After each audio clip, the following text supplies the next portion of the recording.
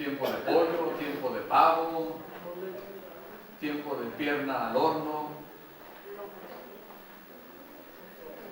de muchas cosas.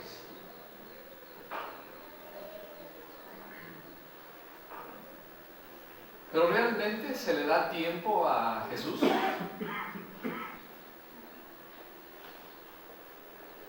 ¿Se le da tiempo al Creador de nosotros? Yo quiero, hermanos, en esta mañana hablarle de dos propósitos de la venida de Jesucristo. Quiero hablarle de dos propósitos, solamente dos, de la venida de Jesucristo, y rápido terminamos. Bueno, eso digo yo. Hablarle de dos propósitos de la venida de Jesucristo, o como es conocido también, de Jesús. Los nombres, como lo hemos enseñado en algunas ocasiones, hermanos, los nombres de Jesucristo tienen importancia y tienen trascendencia. Por ejemplo, Jesús es el nombre de la humillación de nuestro Señor. Jesús es el nombre con el cual Él era conocido en su familia terrenal, con el cual era conocido con los amigos de la familia y aún con los mismos amigos de Él. El nombre de Jesús es el nombre de su humillación. Por eso la gente muchas de las veces no puede entender cómo es que un Jesús, siendo 100% carne, puede a la misma vez ser 100% Dios. De tal manera, hermanos, que el nombre de Jesús es el nombre de la humillación, es el nombre con el cual Él murió en la cruz. Acuérdense que se puso una insignia en la parte de arriba de la cruz. Este es Jesús, el Rey de los judíos. ¿Quién puso esa insignia? Pilato.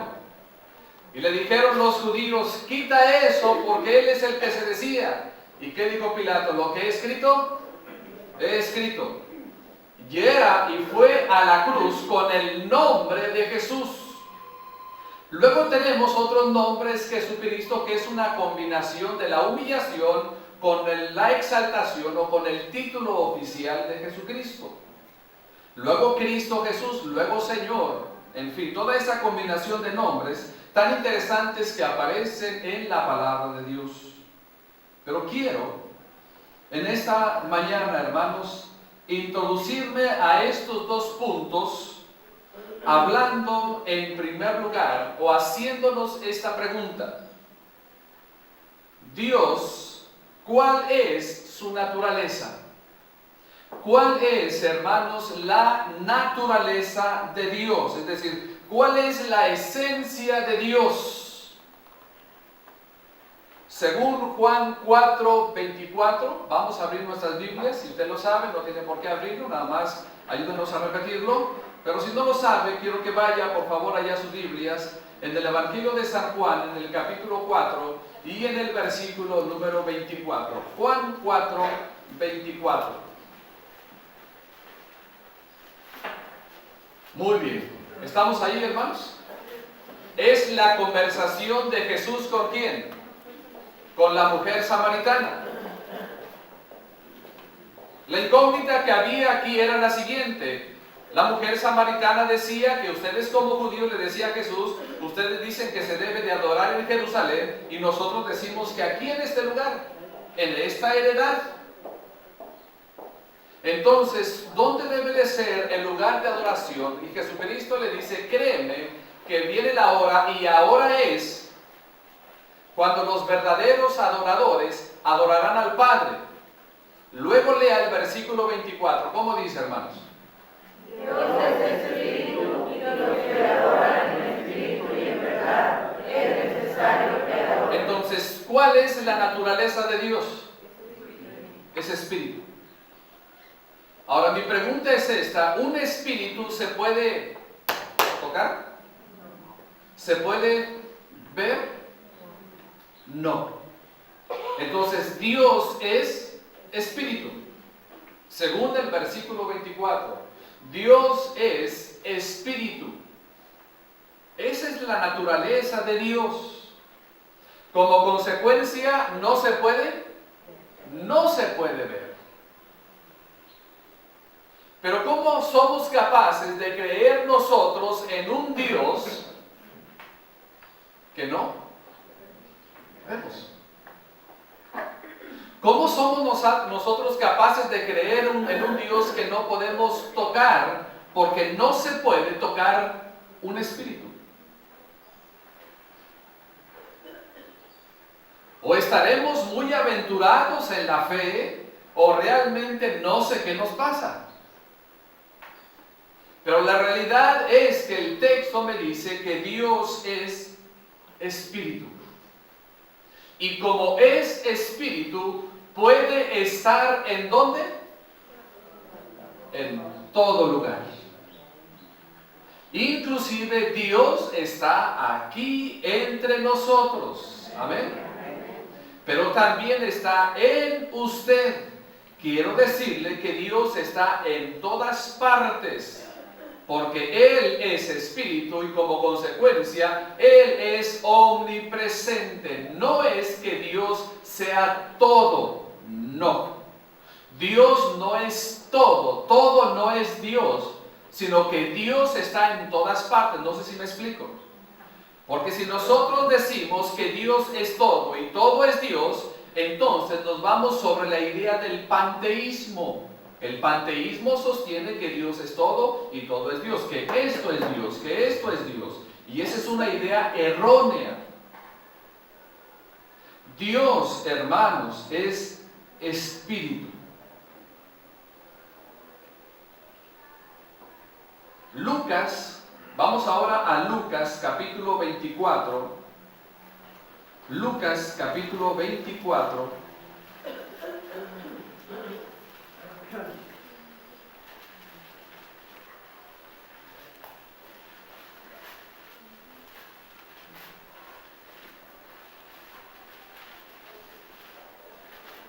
¿Lo tenemos? En el versículo 33 dice: levantándose en la misma hora, volvieron a Jerusalén y hallaron a los 11 reunidos y a los que estaban con ellos, que decían: ha resucitado el Señor verdaderamente y ha aparecido a Simón. Este es Pedro. Entonces ellos contaban las cosas que les había acontecido en el camino y cómo le habían reconocido al partir el pan. Mientras ellos aún hablaban de estas cosas, Jesús se puso en medio de ellos y les dijo: paz a vosotros. Entonces, ¿qué dice el texto, hermanos? Espantados, ¿y qué más? Y atemorizados, pensaban que veían, es decir, lo más parecido a un espíritu. Entonces, espantados y atemorizados, pensaban, es decir, ellos llegaron, ¿qué cosa? A esa conclusión. Ellos llegaron a esa conclusión. Pensaban que veían espíritu. 38, note. Mira, 38. Pero él les dijo: ¿por qué estáis turbados y vienen a vuestro corazón estos pensamientos? 39. Mirad mis, ¿qué cosa dice? Mirad mis manos y mis pies. Mirad mis manos y mis pies, que yo mismo soy. Que yo mismo soy. Añade, palpar. ¿Qué significa palpar? Tocar, palpar y ver. Se están utilizando los dos sentidos allí, ¿verdad? Ver, palpar y ver, porque un espíritu, dice Jesús, porque un espíritu no tiene carne ni huesos, como veis que yo tengo. La idea que queremos sacar de este texto, hermanos, es el hecho, en primer lugar, de que Dios es espíritu, según Juan 4:24. Y según Lucas 24:39, nos habla de que Dios no tiene cuerpo. En otras palabras, es incorpóreo. ¿Por qué decimos esto, hermanos?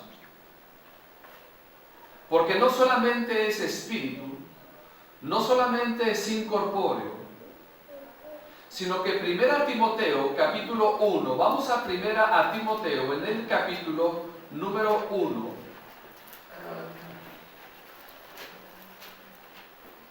Primera a Timoteo capítulo 1 y el versículo número 17.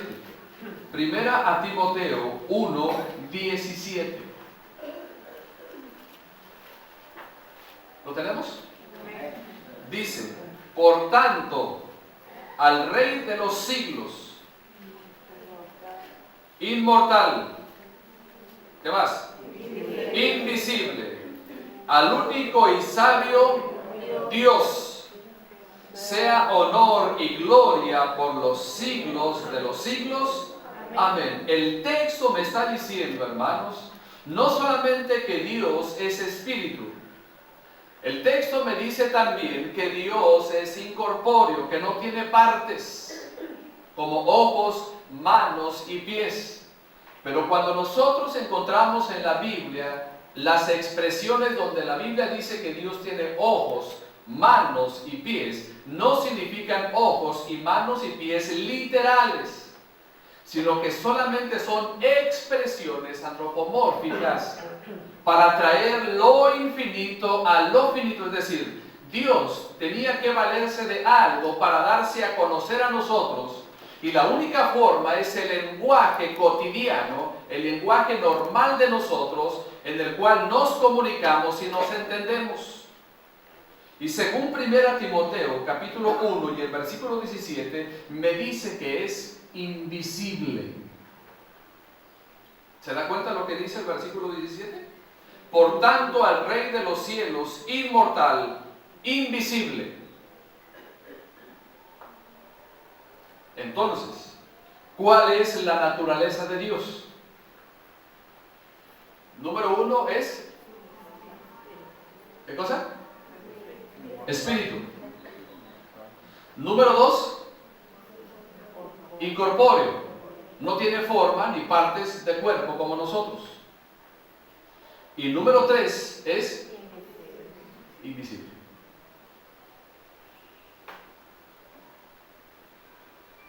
A ese Dios es el que nosotros adoramos. Ese Dios es el que nosotros servimos.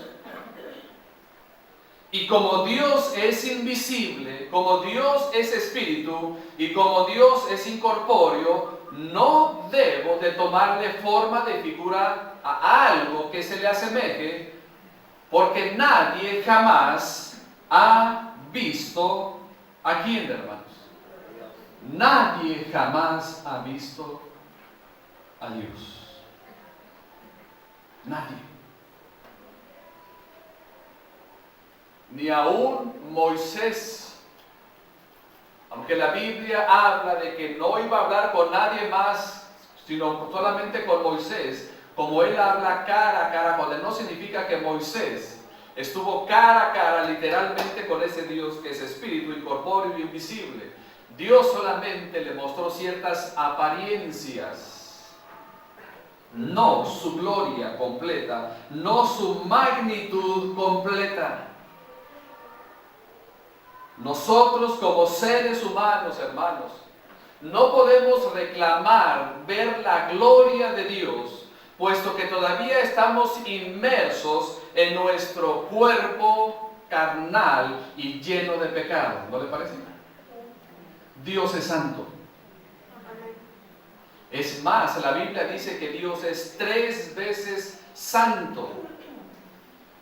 Y no hay forma y manera de que Dios pueda mostrar su gloria completa a simples mortales como nosotros, aún siendo salvados y aún siendo regenerados por gracia, no se puede.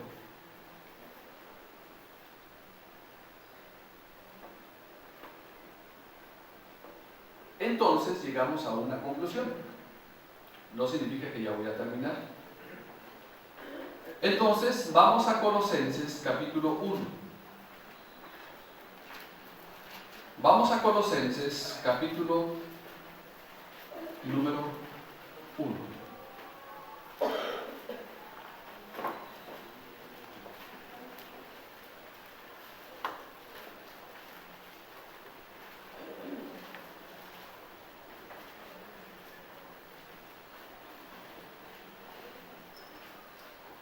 Por lo cual, versículo 9, para llegar al texto me quiero llegar. Por lo cual también nosotros, desde el día que lo oímos, no cesamos de orar por vosotros y de pedir que sean llenos del conocimiento de su voluntad, en toda sabiduría e inteligencia espiritual, para que andéis como es digno del Señor, agradándole en todo, llevando fruto en toda buena obra y creciendo en el conocimiento de Dios.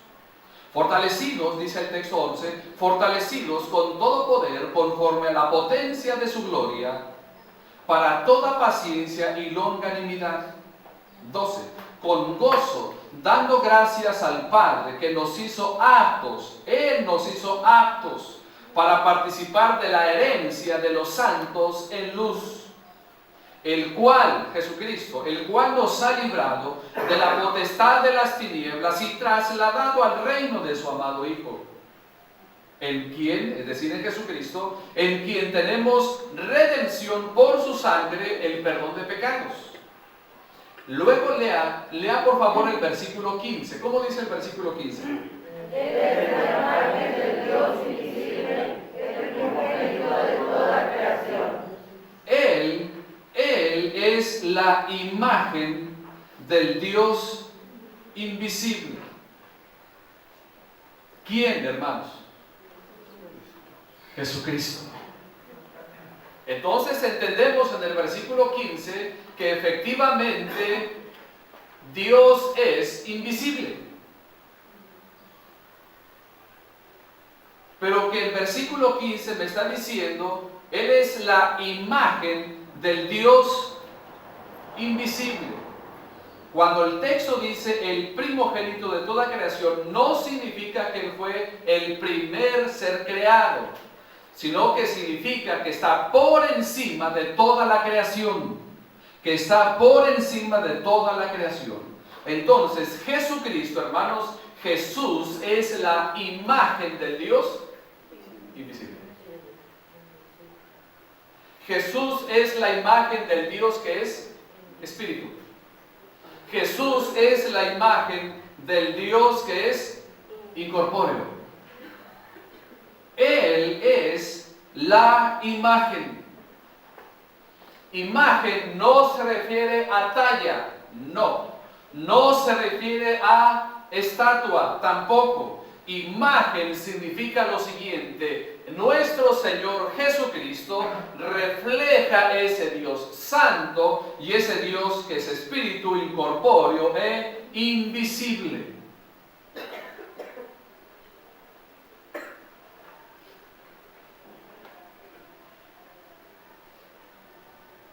De allí partimos, hermanos, entonces para hablar de estos dos propósitos del nacimiento de Jesús.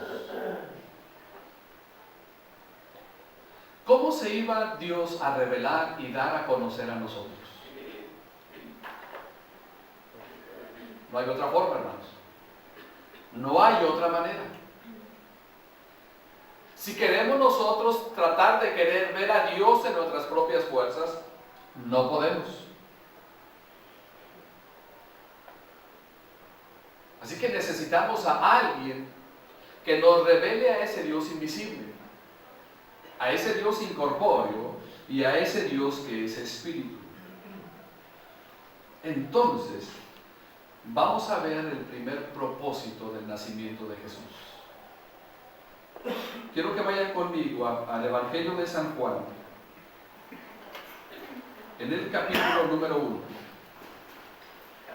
En el Evangelio de San Juan, en el capítulo número 1.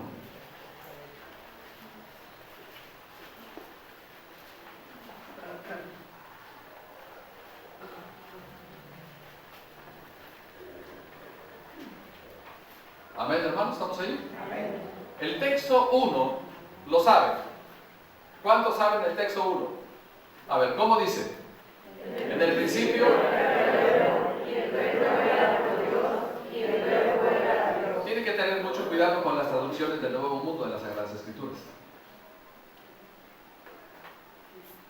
Porque la traducción del Nuevo Mundo de las Sagradas Escrituras dice de la siguiente manera: en el principio era el verbo, y el verbo era con Dios, con D minúscula, lo llaman así, y el verbo era un Dios. Así está escrito en los Biblias. Pero el texto 1 dice: en el principio, dice el texto. En el principio era el verbo, y el verbo era con Dios, y el verbo era Dios. Este era en el principio con Dios. Todas las cosas por Él fueron hechas, y sin Él, nada de lo que ha sido hecho, fue hecho. En Él estaba la vida, y la vida era la luz de los hombres. La luz en las tinieblas resplandece. Versículo 8. Aquella luz verdadera que alumbra a todo hombre venía a este mundo. Se refiere a Jesús. En el mundo estaba, y el mundo por Él fue hecho. ¿Qué dice el texto, hermanos? Pero el mundo no le conoció. No se puede conocer a Dios si no se conoce a esa luz que es Jesucristo. En el mundo estaba, y el mundo por Él fue hecho, pero el mundo no le conoció. A lo suyo vino, y los suyos no le recibieron. Mas a todos los que le recibieron, a los que creen en su nombre, les dio potestad de ser hechos hijos de Dios, los cuales no son engendrados de sangre, ni de voluntad de carne, ni de voluntad de varón, sino de Dios. Lea el versículo 14. ¿Cómo dice?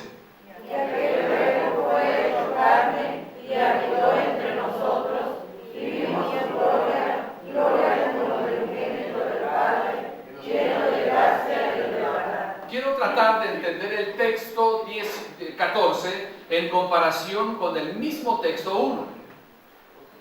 Dice el texto 1 que en el principio era el verbo, y el verbo era con Dios, y el verbo era Dios. Estamos hablando de una igualdad. ¿Se da cuenta? Estamos hablando de una igualdad. Pero cuando dice el texto 14, y aquel verbo, el mismo que aparece en el versículo 1, y aquel verbo fue hecho, ¿cómo dice? Carne. Y ahí está. ¿Por qué? Porque Dios es espíritu. ¿Qué más es? Incorpóreo e invisible. Y el versículo 18 dice, 14, y aquel verbo fue hecho carne. ¿Qué significa hacerse carne? Dios, entonces, ese Dios espíritu, invisible e incorpóreo, tomó forma humana. Tomó forma de carne. Tomó forma de cuerpo, y aquel verbo fue hecho carne. Y note lo que dice el apóstol Juan: y habitó entre nosotros, anduvo entre nosotros. El paréntesis que aparece en este texto cuando dice, y vimos su gloria. Y vimos su gloria. Yo quiero de alguna manera suponer que Juan dice, cuando se transfiguró delante de ellos, ya, válgame el pleonasmo, cuando se transfiguró en el monte de la transfiguración. Y vimos, porque no dice y vi, sino que está hablando de otras personas más. Y vimos su gloria, gloria como del unigénito del Padre. lleno de gracia y de verdad.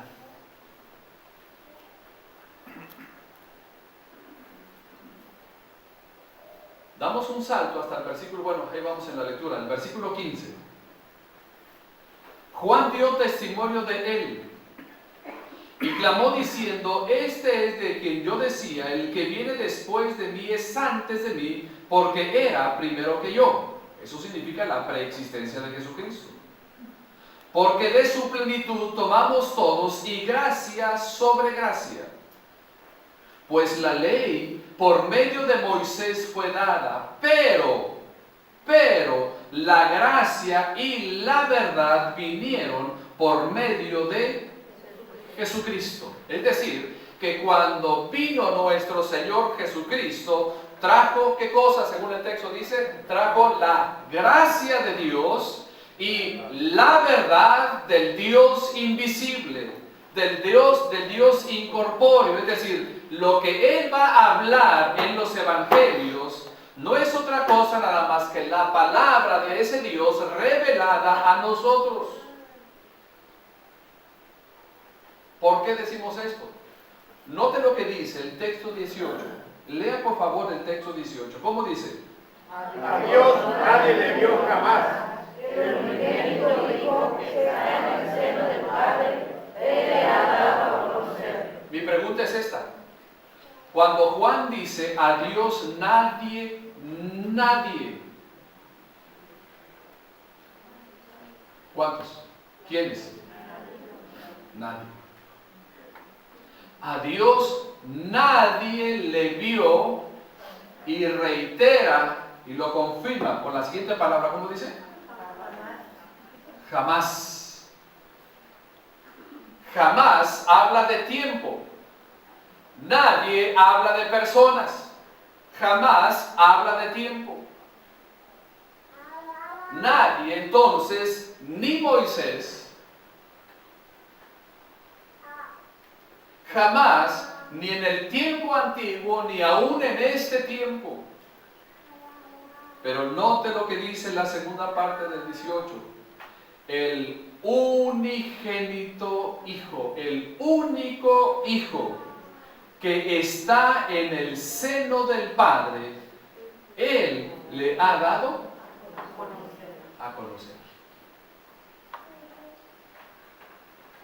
Entonces, mis hermanos, el primer propósito del nacimiento de Jesús es para revelarnos al Dios invisible. Es para revelarnos al Dios incorpóreo.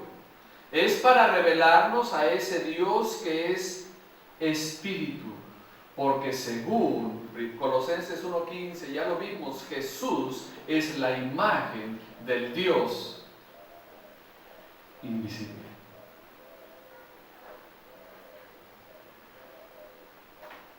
Así que, ¿cuál es el propósito de la Navidad?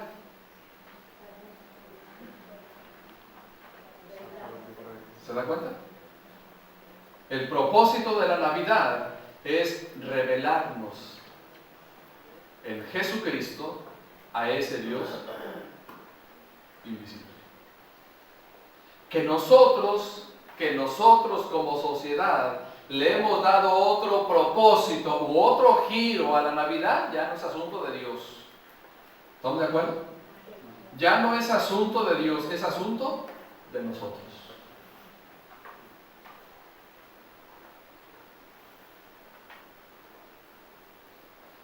Pero el propósito no era otro, nada más que este, hermanos y amigos.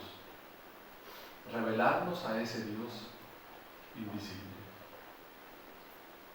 En otras palabras, hermanos, Jesucristo es la exposición de Dios.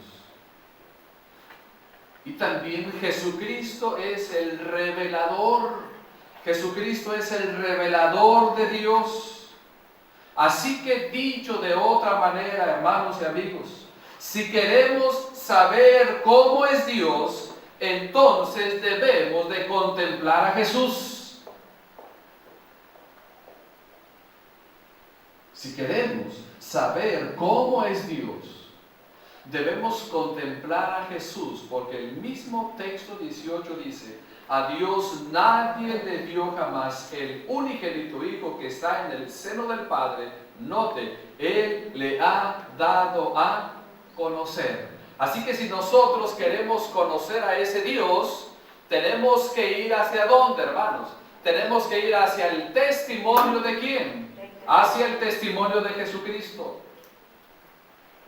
Felipe le preguntó y le dijo: Señor, muéstranos al Padre y nos basta. En el Evangelio de San Juan, en el capítulo 14, ¿se acuerdan? Muéstranos al Padre y nos basta. ¿Y qué dijo Jesucristo? Tanto tiempo he estado con vosotros, Felipe, y no me has conocido.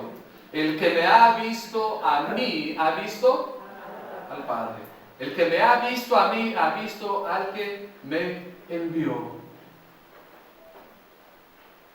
De tal manera que podemos llegar a Colosenses capítulo 1. Colosenses capítulo 1. Y en el versículo número 19. Colosenses capítulo 1 y el versículo número 19. Note lo que dice el texto 19. Por cuanto agradó al Padre que en él habitase, ¿qué cosa dice? Toda plenitud. Y la frase toda plenitud es exactamente lo mismo. Toda habla de todo, plenitud habla de íntegro, de completo, todo absolutamente. Por cuanto agradó al Padre que en él, en Jesús, en Jesucristo, en él habitase toda plenitud. Así que la única manera de poder llegar a ese Dios incorpóreo, invisible y que es espíritu, solamente es a través de ¿quién, hermanos y amigos? A través de Jesucristo. La Biblia, hermanos y amigos, déjenme decirles una cosa. La Biblia solamente, cuando mucho, 2 o 3 ocasiones, en el libro de Santiago, menciona la palabra religión.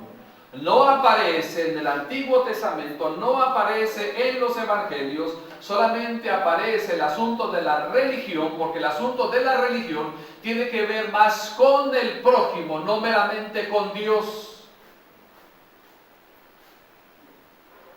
Después usted se va a los otros libros restantes del Nuevo Testamento y no va a encontrar el término, la palabra religión. ¿Por qué, hermanos y amigos? Porque lo único que nos acerca a ese Dios, el único que puede revelarnos a ese Dios es Jesucristo. Y no hay más. Este es el primer propósito de la Navidad. Además, note lo que dice el capítulo 2 y el versículo 9 de Colosenses. Colosenses capítulo 2 y el versículo número 9. ¿Lo tenemos? Colosenses 2, 9. Porque en él habita corporalmente toda la plenitud de la deidad. Así que Él es el único.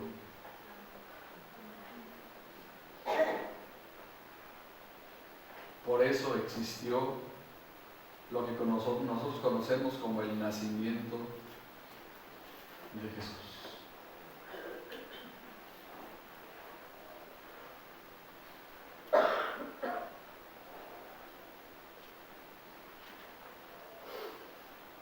Le voy a poner este ejemplo para pasar al segundo punto.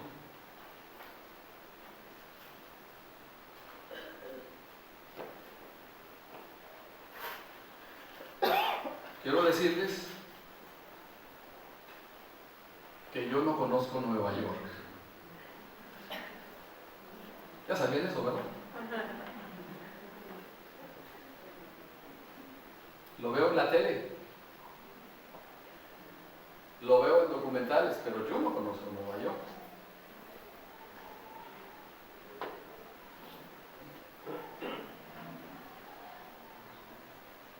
Entonces, ¿qué tengo que hacer?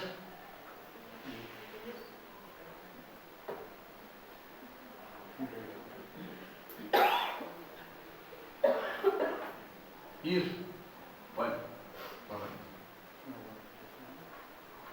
Necesito que alguien me dé testimonio de cómo es Nueva York. ¿Quién me puede dar testimonio de cómo es Nueva York?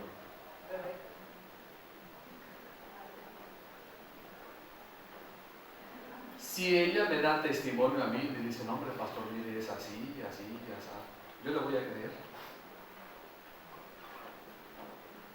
¿Por qué le voy a creer? Porque ella vio.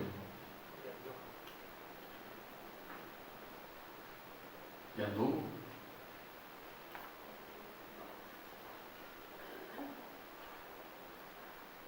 Es lo mismo, hermanos y amigos. Nosotros lo hemos visto, pero hay alguien que vio y vino a dar testimonio del Padre y de lo que hay allá. ¿Quién es este? Jesucristo. Él es el que da testimonio. Entonces, ¿qué hago yo como ser humano? Le creo al Hijo de Dios.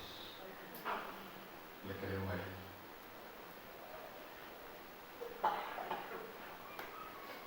No he visto ese lugar, pero yo le creo a Él. Y creo el testimonio de Juan, y creo al testimonio de la Escritura, donde me enseña toda esta grande verdad.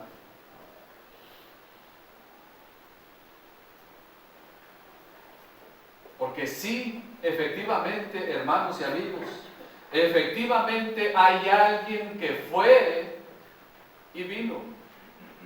Porque ese alguien estuvo en la eternidad y por la eternidad allá y vino. Y nos enseñó y nos dejó testimonio en su palabra. De tal manera que yo creo a lo que la misma palabra me dice, por tanto, sea Dios veraz y todo hombre mentiroso. Entonces yo creo a ese testimonio. Jesucristo vino para revelarme a ese Dios invisible, en el cual, si usted se atreve a confiar en Jesucristo como su Salvador personal, entonces se estaría cumpliendo el verdadero propósito de la Navidad en su vida y en su corazón.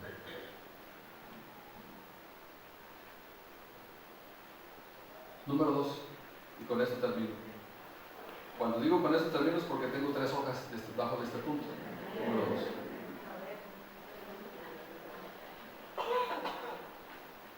En segundo lugar, hermanos, para hacer un sacrificio por nuestros pecados. Para hacer un sacrificio por nuestros pecados. Vamos a ver algunos textos. Veamos primeramente Primera de Juan 3:5. Vamos a Primera de Juan, capítulo 3.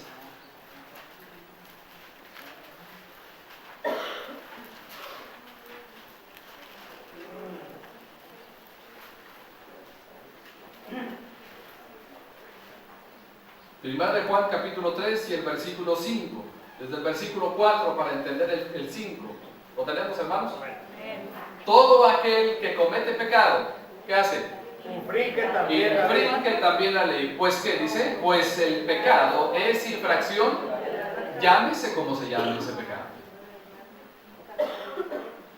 Sea pecado escandaloso, pecadillo, no picadillo, pecadillo, un pecadillo insignificante, no hay tal. No hay tal. Todo aquel que comete pecado infringe también la ley, pues el pecado es infracción de la ley. Note lo que dice el texto 5. Si tiene ahí su Biblia, léalo conmigo fuertemente. El texto 5, ¿cómo dice?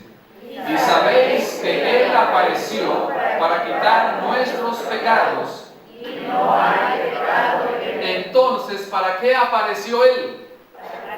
Exactamente, para quitar nuestros pecados. Es decir, ¿cuál es entonces, hermanos, el segundo propósito de la Navidad? Para quitar nuestros pecados. Para quitar nuestros pecados, según el texto. Y sabéis que Él apareció. Cuando la Biblia dice que Él apareció, no está hablando de apariciones. No. Cuando dice el texto, y sabéis que Él apareció, significa que se introdujo en este mundo. Y que ese Dios incorpóreo, invisible y espíritu, tomó forma de siervo, como más adelante lo vamos a ver. Sabéis que Él apareció para quitar nuestros pecados y no hay pecado en Él.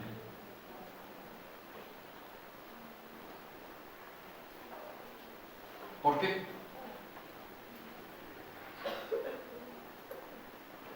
Hebreos capítulo 10. Vamos a Hebreos capítulo 10. Allí en sus Biblias.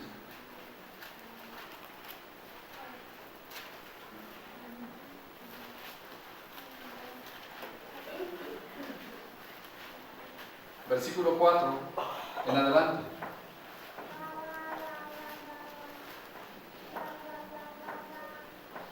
Déjame leer desde el versículo 1. Porque la ley, teniendo la sombra de los bienes venideros, no la imagen misma de las cosas, nunca puede, por los mismos sacrificios que se ofrecen continuamente cada año, hacer perfectos a los que se acercan. De otra manera, cesarían de ofrecerse, pues los que tributan este culto, limpios una vez, no tendrían ya más conciencia de pecado. Pero en estos sacrificios cada año se hace memoria de los pecados. Porque la sangre de los toros y de los machos cabríos, lea conmigo, ¿qué cosa dice? No puede quitar los pecados. No puede quitar los pecados. Entonces, ¿qué hacía la sangre de los machos cabríos en el Antiguo Testamento? No quitaba los pecados. ¿Qué hacía entonces? Los cubría, pero no los quitaba. Versículo 5. Por lo cual, entrando en el mundo, y esa es la frase clave, hermanos.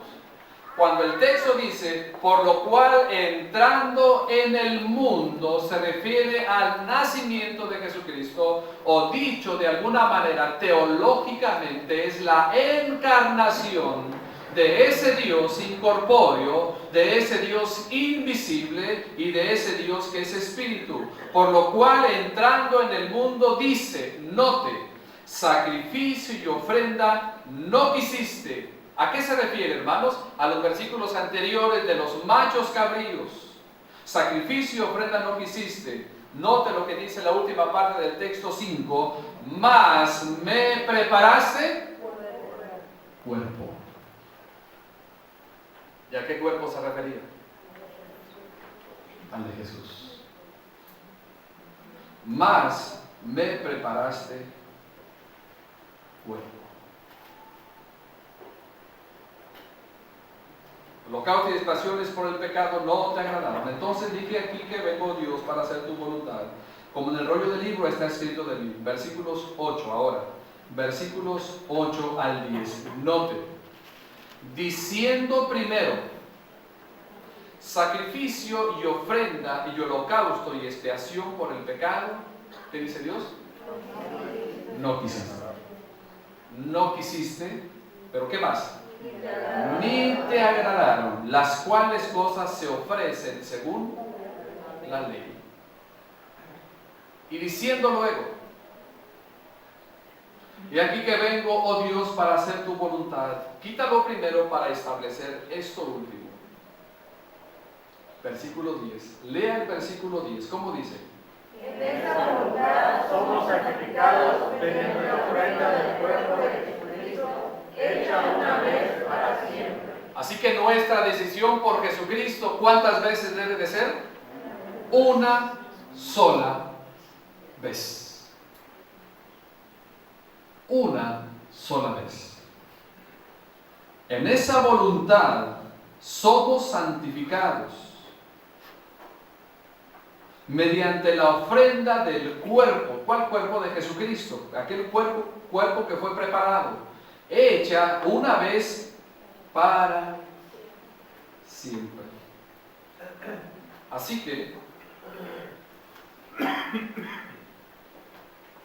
el nacimiento de Jesucristo tiene dos propósitos. Hay más, hermanos, pero solamente quise compartir con ustedes estos dos. El nacimiento de Jesucristo, la verdadera Navidad, implica para revelarnos a ese Dios invisible. A ese Dios que también usted lo puede ver a través de la fe en Jesucristo. Pero también para hacer un sacrificio por nuestros pecados.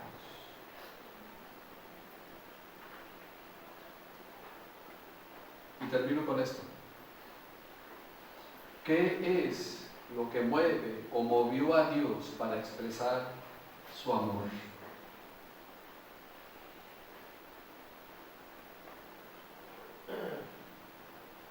¿Qué es lo que movió a Dios, hermanos, para expresar su amor para nosotros? ¿Se sabe Juan 3:16? Dígalo. Porque de tal manera amó Dios al mundo que ha dado a su Hijo unigénito, para que todo aquel que en él cree no se pierda, mas tenga vida eterna. Déjenme trato de hilvanar la idea o el concepto que quiero decirles. ¿Qué es lo que movió a Dios para expresar su amor? Yo solamente puedo entender una cosa: nuestro pecado. Nuestro pecado movió el amor de Dios para nosotros.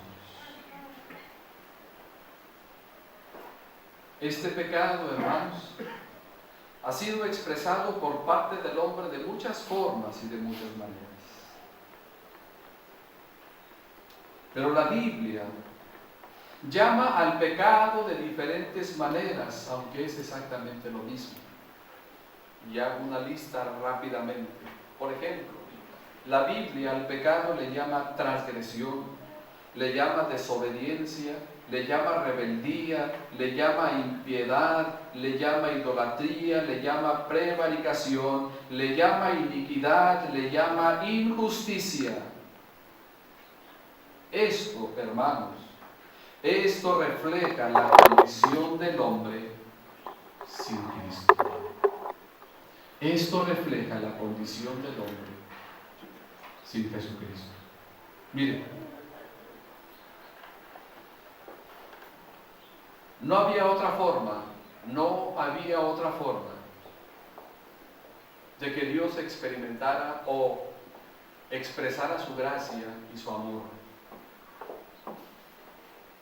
sino solamente a través de desprenderse de su único Hijo.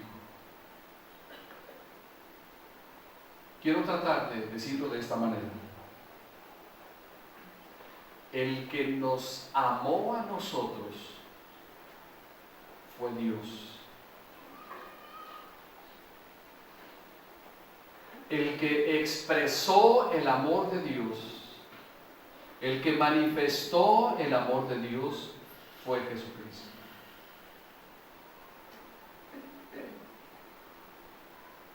La verdad, hermanos, es que yo no puedo encontrar otra explicación por qué Jesucristo vino a morir por mí, sino porque Dios nos amó.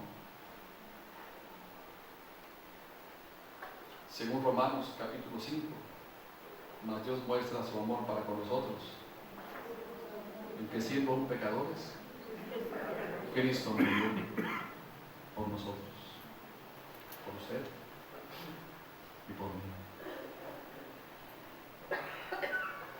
¿Cuál fue el costo de su amor?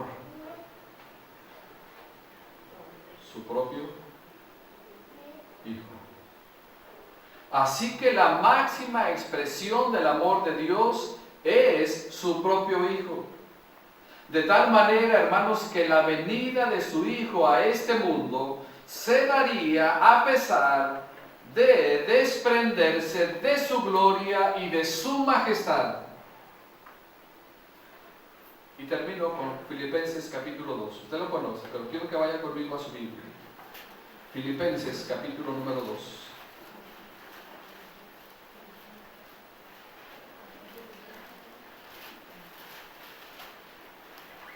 Versículo 5 en adelante.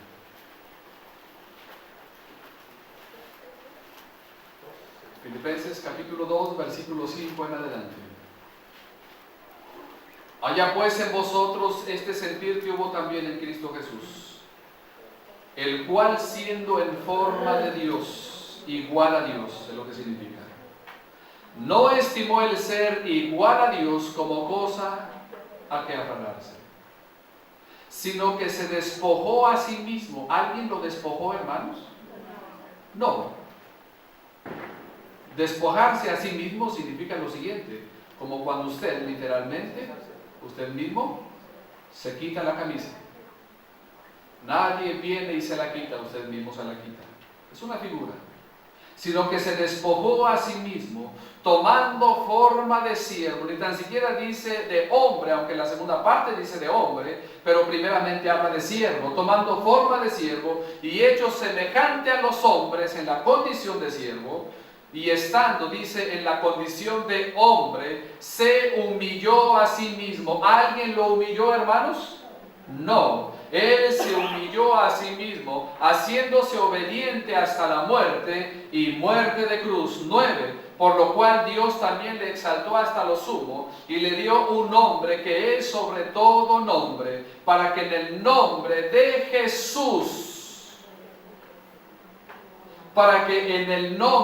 Jesús, yo le pregunto una cosa, aunque puede ser válido, pero yo le pregunto una cosa. El texto dice, para que en el nombre de Cristo,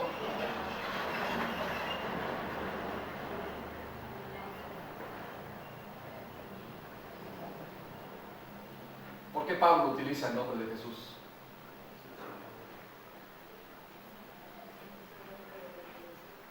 Porque él fue humillado, fue vejado, fue maltratado, fue siervo, tuvo semejanza de hombre, para que en el nombre de Jesús se doble toda rodilla de los que están en los cielos y en la tierra y debajo de la tierra. Pero note lo que dice ahora el versículo 11. Y toda lengua confiese que Jesucristo, y es la combinación de los nombres. Cuando existe una combinación de nombres en la Biblia, hermanos, lo más relevante, lo más importante es el primer nombre y luego lo demás. Y toda lengua confiese que Jesucristo es el Señor, para gloria de Dios Padre. Así que la Navidad y el nacimiento de Jesús no tiene sentido si usted y yo no aprovechamos que Jesucristo perdone nuestros pecados. No tiene sentido. ¿Pecados tenemos? Uy. Podríamos hacer una lista, y aún aquellos de los que nos son ocultos, aquellos pecados. Por eso necesitamos arrepentirnos de nuestros pecados, porque eso es lo que nos separa de un Dios santo. Que seamos capaces de confiar en ese Jesucristo que nos ha revelado a ese Dios invisible. Nosotros inclinados y ojos cerrados, por favor, vamos a orar. Padre eterno y bendito, te damos gracias porque nos das el tiempo para estudiar de tu palabra. Pero tal vez, Señor, haya alguien que ha llegado últimamente, Señor, y no conoce a Jesucristo como su Salvador personal. te ruego, Dios, que si te dignas tocar sus corazones y esas vidas que le hagas. Mientras estamos con los rostros inclinados y con los ojos cerrados, qué importante es que ese Dios invisible, ese Dios que es espíritu, y ese Dios incorpóreo se reveló a nosotros a través de Jesucristo. Pero con el propósito de traer perdón de pecados y hacer un sacrificio por nosotros. En nuestra condición de pecadores necesitamos confesar a Jesucristo como nuestro Señor y Salvador. Necesitamos decirle a Jesucristo: Señor, me arrepiento de mis pecados, cualesquiera que esto sea. Dios conoce su corazón, pero tiene que decírselo a Él, tiene que confesarlo como su Señor, tiene que confesarlo como el único que puede perdonar los pecados cuando usted se arrepiente y viene a Jesucristo. De tal manera que quisiéramos saber si en esta mañana hubiese alguien que dice: pastor, yo jamás he tenido un encuentro personal y espiritual con Jesucristo. Jamás le he pedido a Jesucristo que perdone mis pecados. Jamás le he pedido a Jesucristo que venga a mi vida. Yo quiero orar por usted. Después de orar por usted, quiero que usted ore a Dios. Y alguien puede guiarle con la Biblia como puede hacer. Pero para ello necesito saber si alguno de ustedes en este recinto levantan su mano diciendo: pastor, ora por mí. Yo quiero a Jesucristo en mi vida. Quiero entender el verdadero propósito de esta Navidad. Quiero que Cristo perdone mis pecados. Son pocos, posiblemente sí, pero no necesitamos muchos y pocos pecados para ser pecadores. Con tan solamente haber cometido uno solo, somos responsables delante de Dios. Así que yo quiero orar por usted. Y alguien quiere orar con usted también. ¿Por qué no levanta su mano diciendo: pastor, ora por mí? Yo quiero que Cristo sea mi Salvador. He entendido el mensaje. He entendido que solamente Jesucristo puede perdonar mis pecados. Si usted no lo ha hecho, le invito a que lo haga en este momento. Si este es su deseo, por supuesto, y si esta es su decisión, habrá alguien que levante su mano en su lugar. Solamente levante su mano y la. ¿Habrá alguien con esta decisión? ¿Hay en su lugar?